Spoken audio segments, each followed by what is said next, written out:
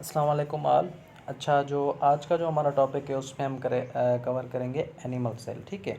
अब सेल एक ऐसा टॉपिक है जिसको हम चाह कर भी स्किप नहीं कर सकते। ठीक है। तो सेल को हमें लाजमी कवर करना है। क्यों क्यों कवर करना है? क्योंकि सेल से लाजमी क्वेश्चन बनते ही बनते हैं। आपकी जॉब हो या कोई भी यूनिवर्सिटी की प्री टेस्ट हो, सेल का अगर अगर तो उसमें साइंस इंक्लूड है तो आपको सेल का ज़रूर पता होना चाहिए। ठीक है। तो हम आज अच्छे तरीके से सेल को पढ़ेंगे कि हमारा सेल क्या होता है। तो इसको मैंने 3 पार्ट्स में बनाया है। पहले पार्ट में हम डिस्कस करेंगे कि जो हमारा एनिमल सेल होता है, ठीक है, उसके स्ट्रक्चर कौन कौन से होते हैं। आपको लाजमी इसके स्ट्रक्चर जो है वो आने चाहिए कि कौन कौन से स्ट्रक्चर हैं। ठीक है, कॉन्सेप्चुअली समझें। उसके बाद जो अगली वीडियो है उसमें हम पढ़ेंगे कि जितने भी ये स्ट्रक्चर उनका काम क्या है, क्योंकि एमसीक्यूज बनते हैं यहाँ से। जैसे कि सेल मेम्ब्रेन है, उसका क्या काम है, न्यूक्लियस का क्या काम है। ठीक है। और उसके बाद न्यूक्लियर पोर हो गया, न्यूक्लियर मेम्ब्रेन, यानी कि जितने भी ये इसके पार्ट्स हैं उसको हम पढ़ेंगे। सबसे पहले तो सिंपल आपको बात ये समझनी चाहिए कि जो हमारा सेल होता है, सबसे पहले उसके बाहर जो ये बाउंड्री आपको नज़र आ रही है, ये वाली, ये वाली, ठीक है, इसको हम क्या बोलते हैं? इसको हम बोलते हैं कि ये हमारी क्या है? ये है हमारी सेल मेम्ब्रेन। क्या है? ये है सेल मेम्ब्रेन। ठीक है। और ये बात याद रखनी है कि जो प्लांट होता है उसमें होता है सेल, उसमें होती है सेल वॉल, और एनिमल में होती है सेल मेम्ब्रेन। ये बात याद रखनी है। ठीक है।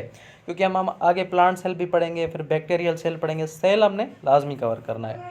तो और दूसरी चीज़ याद रखनी है, जो एनिमल सेल होता है उसकी जो लेयर होती है वो होती है लिपिड बायलेयर। ठीक है। अब इससे क्या मुराद, यानी आप समझे कि डबल होती है। एक कमरा आपने बनवाया, ठीक है, कमरे के जो मतलब दीवार होती है वो आप समझे कि वो आपकी सेल मेम्ब्रेन होती है। वो क्या करती है, जैसे कि आप अंदर बैठे हो, आपके पास पूरी अथॉरिटी है कि आप किस बंदे को अंदर आने दो या जो अंदर बैठा है उसको बाहर निकाल दो, अगर तो रूम आपका है। ठीक है। तो सेल का भी फंक्शन कुछ इस तरह होता है। जो सेल मेम्ब्रेन होती है, सेल वाल नहीं, सेल मेम्ब्रेन याद रखनी है। एनिमल सेल में सेल मेम्ब्रेन होती है, तो उसका फंक्शन यही होता है कि कौन सी चीज़ अंदर आनी है, कौन सी चीज़ बाहर जानी है, ये इसका फंक्शन होता है, जो कि हम आगे पढ़ेंगे। तो पहला स्ट्रक्चर हमारा क्लियर हो गया, वो कौन सा होता है सेल का, उसको हम बोलते हैं सेल मेम्ब्रेन। ठीक है। उसके बाद फिर ये सेंटर होता है, ये सेंटर वाला, इसको हम बोलते हैं कि ये हमारा न्यूक्लियस। क्या है? ये होता है हमारा न्यूक्लियस। इसको हम बोलते हैं, ये जो सेंटर में बिल्कुल आपको नज़र आ रहा है, इसको हम बोलते हैं कि ये वाला पार्ट ये होता है न्यूक्लियस। अच्छा, न्यूक्लियस के बाहर भी मेम्ब्रेन होती है जिसको बोलते हैं न्यूक्लियर मेम्ब्रेन। फिर इसमें कुछ पोर होते हैं जिनको हम बोलते हैं कि वो क्या है, हमारे न्यूक्लियर पोर हैं। ये आपको नज़र आ रहा है, इसको हम बोलते हैं न्यूक्लियर पोर, ये छोटे छोटे से जो आपको नज़र आ रहे हैं। ठीक है। तो सेल हमारी क्लियर हो गई, मेम्ब्रेन, उसके बाद न्यूक्लियस। ये दो आपको अभी स्ट्रक्चर पूरा अच्छे तरीके से अपनी कॉपी पर यहाँ अपने दिमाग में प्रोसेस कर लें, लाजमी ये स्ट्रक्चर पूरा कवर कर लें। ठीक है। थर्ड जो हमारा पार्ट होता है, जो आपको ब्लू, पूरा अंदर ब्लू वाला नज़र आ रहा है। अच्छा, आप सेल को कैसे समझें, कॉन्सेप्चुअली कैसे समझें कि सेल कैसा होता है? अगर आप इमेजिन करें तो आप इमेजिन करें कि जैसे कि एग है, ठीक है, अंडा है। अंडे के जो बाहर शेल होता है वो हो गई आपकी, क्या हो गई? वो हो गई सेल मेम्ब्रेन। ठीक है। और जो अंदर जो उसकी येलोइश जो उसका पार्ट होता है उसको समझे, वो हमारा क्या है? न्यूक्लियस। और जो उसकी पूरी जो वो होती है वाइट मटेरियल जो पूरा उसका होता है, उसको हम बोलते हैं, वो हमारा हो गया साइटोप्लाज्म। तो ये 3 पार्ट बहुत इंपॉर्टेंट हैं, फर्स्ट वाले जो 3 मैंने आपको पढ़ाए। ठीक है। उसके बाद जो चौथा पार्ट होता है वो होता है हमारा जो ये वाला पार्ट आपको नज़र आ रहा है। ठीक है। इसको हम बोलते हैं, जो ये वाला पार्ट है इसको हम बोलते हैं,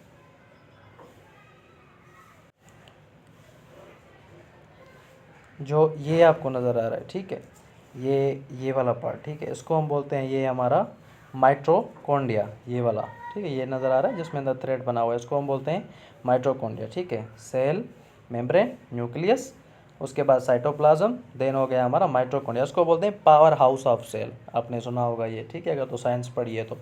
उसके बाद न्यूक्लियस के साथ साथ एक स्ट्रक्चर होता है, ये जो नज़र आ रहा है ना, ये वाला, ठीक है, इसको हम बोलते हैं रफ एंडोप्लाज्मिक रेटिकुलम। एक स्मूथ होता है और एक रफ होता है, इनमें डिफरेंस क्या है मैं आपको बताता हूँ। ठीक है। अब ये जो रफ वाला है ना, रफ जैसे इसमें बनते हुए हैं, ऐसे डॉट डॉट, ऐसे डॉट डॉट होते हैं, ठीक है, इसलिए इसको हम बोलते हैं रफ एंडोप्लाज्मिक रेटिकुलम। और ये वाला जो नज़र आ रहा है ये बिल्कुल ही स्मूथ होता है, जैसे कि रोड है, अगर साफ़ रोड है तो आप बोलोगे कि साफ़ है, अगर तो रफ़ है उसमें खड्डे वगैरह हैं तो आपका वो हो गया रफ़ एंडोप्लाज्मिक रेटिकुलम। ठीक है, इन सब के फंक्शन पढ़ेंगे, अभी आप स्ट्रक्चर अपना अच्छे तरीके से कवर करें। उसके बाद ये वाला जो ग्रीनिश पार्ट आपको नज़र आ रहा है इसको हम बोलते हैं, ये हो गया हमारा सेंट्रियोल। अब इसका भी फंक्शन है क्रोमोसोम्स में। ठीक है, क्रोमोसोम्स में सेंट्रियोल का बहुत बड़ा फंक्शन है। क्रोमोसोम आपने सुने हुए होंगे कि जो हमारे एक कंप्लीट इंडिविजुअल होता है उसमें होते हैं 40, उसमें होते हैं हमारे 46 क्रोमोसोम्स। ठीक है, 46 क्रोमोसोम्स, ये याद रखने। तो ये क्लियर हो गए। उसके बाद ये वाला जो पार्ट आपको नज़र आ रहा है, ये वाला, इसको हम बोलते हैं राइबोसोम्स। राइबोसोम्स होते हैं प्रोटीन फैक्ट्री, यानी कि ये सेल के लिए प्रोटीन बनाने का काम करते हैं।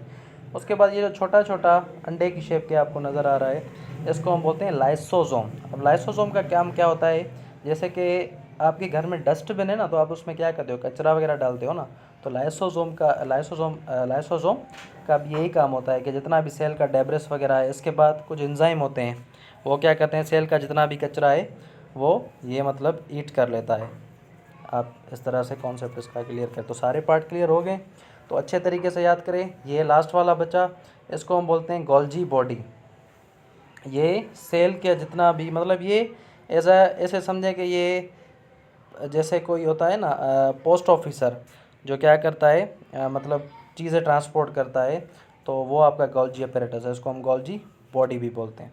तो क्लियर हो गए होंगे। अब आपको क्या करना है, अपनी रफ कॉपी लेनी है और अच्छे से याद करके ये स्ट्रक्चर बना के, जो बाहर वाला पार्ट होता है और वो होता है डबल, एनिमल सेल की जो बाहर वाली लेयर होती है वो डबल होती है। ठीक है, और बीच में न्यूक्लियस होता है, न्यूक्लियस के साथ साथ होता है हमारा क्या होता है, न्यूक्लियस के साथ साथ होता है हमारा रफ एंडोप्लाज्मिक रेटिकुलम। ठीक है, उसके बाद स्मूथ एंडोप्लाज्मिक रेटिकुलम, देन हमारा ऐसे थ्रेड बना हुआ था ना, इसको हम बोलते हैं माइटोकॉन्ड्रिया। ठीक है, अच्छा, जो हमारा डीएनए होता है वो कहाँ होता है, वो न्यूक्लियस के अंदर होता है, ये पढ़ेंगे हम आगे। उसके बाद राइबोसोम्स होते हैं, मैंने आपको बताया। फिर यहाँ पर होता है लाइसोसोम। तो ये सारे आपको याद करने। ठीक है, नेक्स्ट इसके पार्ट में हम पढ़ेंगे ये जितने भी आपने स्ट्रक्चर पढ़े अच्छी तरीके से, क्योंकि इससे एमसीक्यूज बनते हैं, जैसे कि सेल मेम्ब्रेन है उसका क्या काम हो गया, न्यूक्लियस का क्या काम है, न्यूक्लियोलस का क्या काम है, न्यूक्लियर पोर का क्या काम है।